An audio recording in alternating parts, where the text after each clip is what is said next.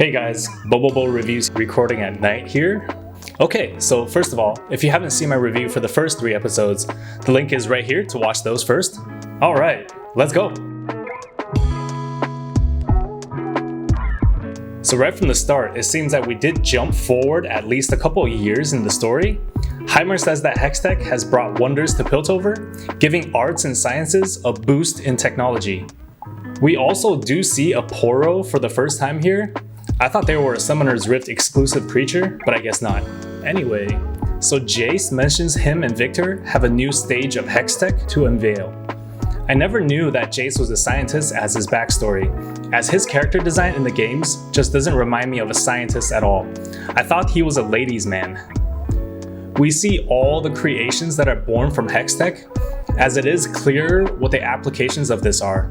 It is a form of technology, almost like an energy source, that allows the advancement in all aspects of life.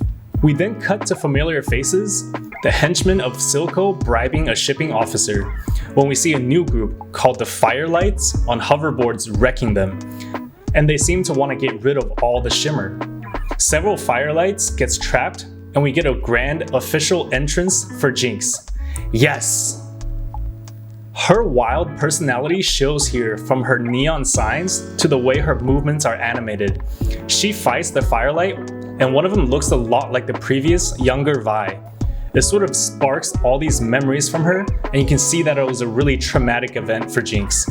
I guess we kind of see here how a child with insecurities and wrong guidance can turn into. This is a really dense episode, as we see a lot of story points and new seeds being sown at the same time. Jayce creates Hextech gauntlets, which I assume will be used by Vi later, and Victor creates his third arm on his shoulder laser thing.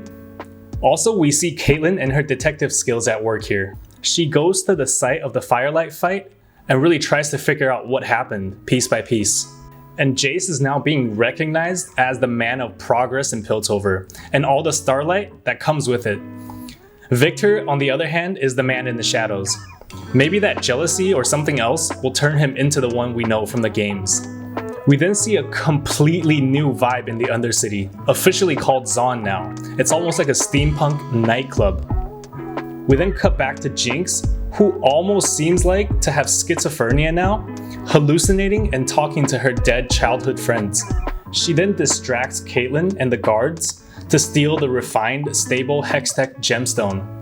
The last scene is Caitlyn going to speak to the prisoner about the Undercity when she sees Vi also in one of the cells. Vi looks very downtrodden, but also very resolute, and also still practicing her boxing here. That's pretty much it for episode 4. It's a shorter episode that almost feels like it's a setup for something else later. But it is a dense episode, and it also sets up a lot of plot points and beginnings of character arcs. The first arc, or the first 3 episodes from last week, sets up the questions, the hows. How does the character like Powder and Victor become who they are? This episode, and I assume this arc from episode 4 to 6, then really lets you see what happens to these characters and the world that it becomes, the ones we know from League of Legends. Thanks for watching. Please look out for my review for episode 5, coming very, very soon. Thanks. Please like the video and subscribe to the channel, as it helps bring more people to our discussion. Thanks, and have a great day.